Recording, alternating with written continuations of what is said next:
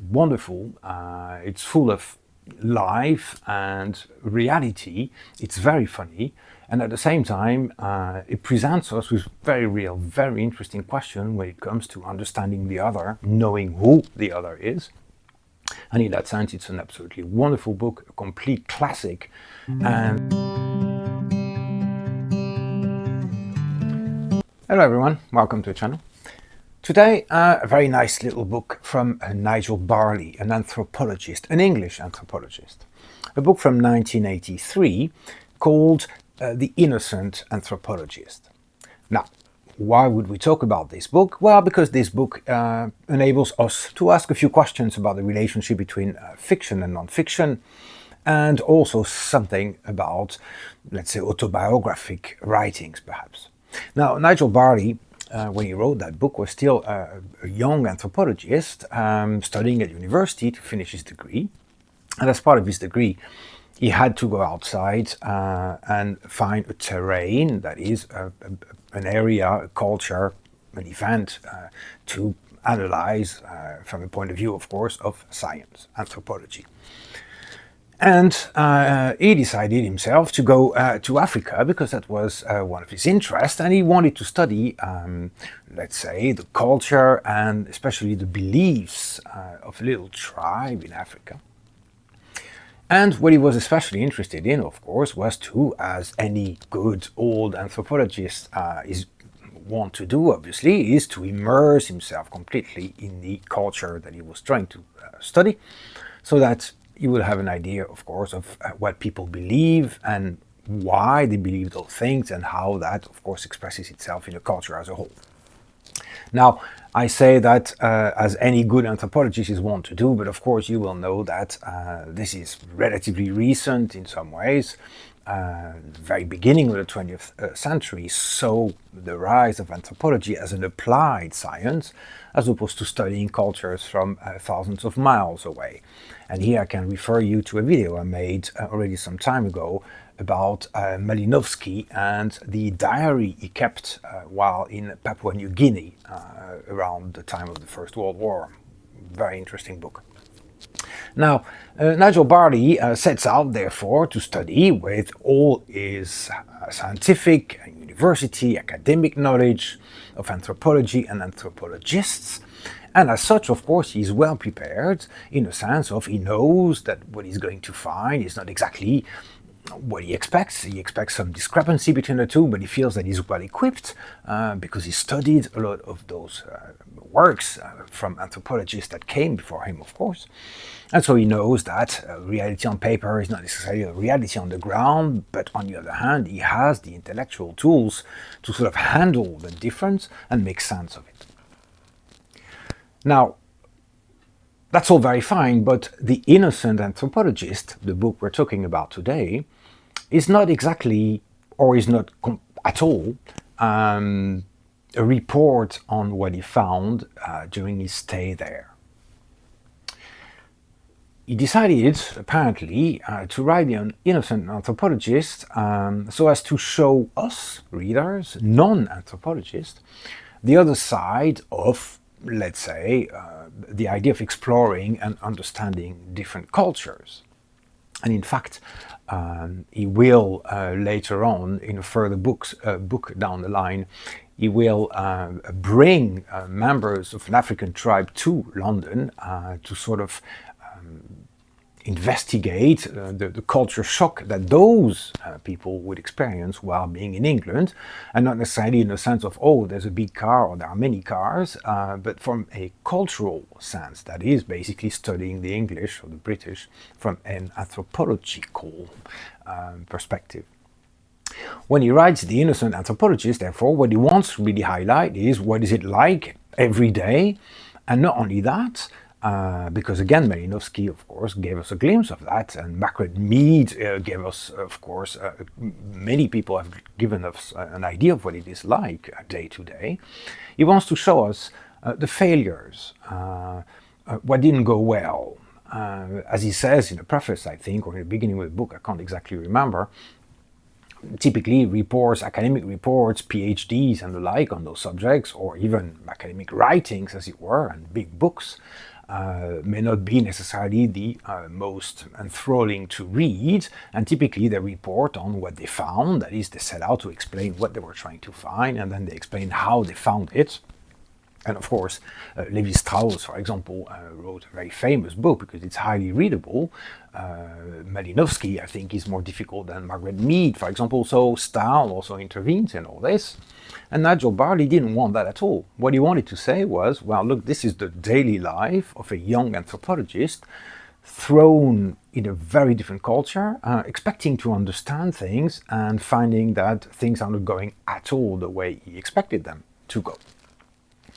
So it's a non-scientific side, and this is, of course, one of the aspects that makes that book so wonderful. It is that it is not scientific, it is not jargony, there is no anthropological theory in it. He leaves all that to the side to simply talk about the everyday life, and again, his failures to understand, his failures to relate, his failures to see things through somebody else's eyes, all those failures that he did not expect, again, being very well equipped, both intellectually and academically, to supposedly make sense of things. Now, another aspect that makes this book so wonderful is that Nigel Barley, approaching the narrative or the telling in this way, is also very honest. Or at least we take him to be very honest, in terms of his expectations, in terms of his prejudices, and in terms of his assumptions as well. Now, obviously, I would say, he is very open-minded. And not only open-minded in a sort of 19th century English way, that is open-minded but I'm still the best, but open-minded in the sense of really respectful and just in love with different cultures, and he has absolutely no sort of sense of his culture being the best or anything like that. It's really very far from him. But yet, of course, he is the product of a culture, both in a cultural, large cultural sense, and an academic university culture that classifies knowledge, and of course that organizes knowledge. And one of the things that is very, very interesting, of course, in The Innocent Anthropologist is all that has to do with religious beliefs, for example, which are so very different and yet so very much ingrained and completely held to as much there as they are everywhere else. And if you are interested in those things, I can only recommend this wonderful book, Et l'homme créa les dieux, Man created gods, French scientist working in America, I think, a cognitive explanation or cognitive theory of religion, rather, which has really many echoes in the Nigel Barley book of today. So Barley is very open and honest about his expectations again, and how they are sort of disappointed again and again and again, notably in the sense of how people relate to their own state. And it is not because they are in the middle of nowhere in the forest, living, a very frugal, natural and naturalistic life, that they don't necessarily aspire to something else. And the state of the sort of Rousseau state of nature that some might expect to be the case and bring joy and happiness is not necessarily, of course, what happens. You may know Pierre Clastres, a French anthropologist, who in the 70s, 80s, explored that idea of the societies without state in South America. Wonderful books, very interesting to read about those questions. So he realizes, Barley, that beliefs are different, obviously, but not only that, they are just completely internally logical, and not only that, they have consequences, repercussions throughout social everyday life.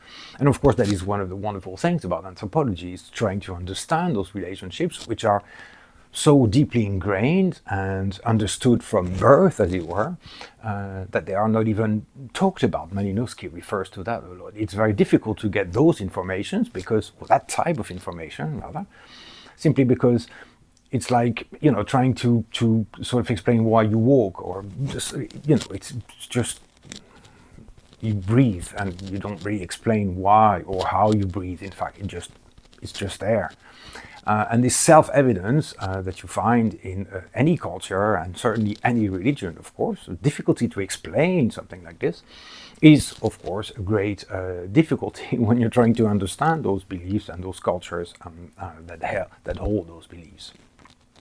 And so what Nigel Barley realizes throughout The Innocent Anthropologist, which is a very funny book, it's an hilariously funny book, not because he's trying to get cheap laughs out of you, of course, at all, but quite simply because in this conflation of two views, two universes, two worlds, one which is completely unprepared, of course, and the other one which is very much prepared, it is those repeated failures to understand, failures to sort of be who we wanted to be, who we thought he was going to be, that are simply hilarious, and because he's very honest about them, and sometimes it's just comical what happens to him, and it is comical because he tells it like it is, and at the time it may not have felt like that, but certainly told to us like that. We can see the comic side of all those situations, and this is again extremely refreshing, of course, and so endearing in a book like this.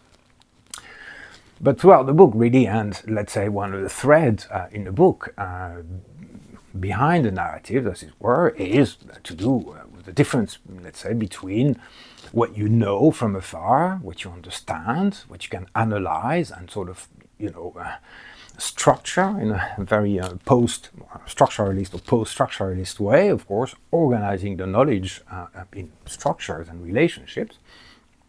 There is that type of understanding, and then there is the understanding that you acquire on the ground.